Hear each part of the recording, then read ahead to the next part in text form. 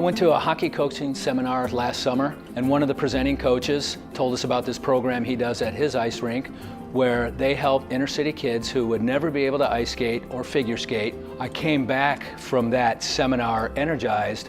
I threw the concept on the table to my management team, and together we developed a program called SeaTack Soars. We selected 12 kids from the 5th grade. It's a 13-week program that we donate and they come and fly with us, and we're teaching these kids pride and confidence that's going to be with them for the rest of their lives.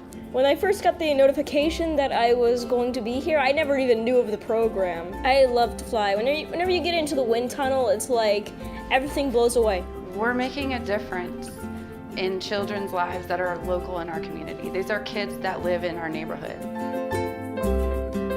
My favorite part of the day every week is sitting down with them after the speaker is spoken and the food's being handed out, and I sit and just chat with these kids. It's just been awesome. So we had to write a letter why we wanted to be in iFly and why should we be picked.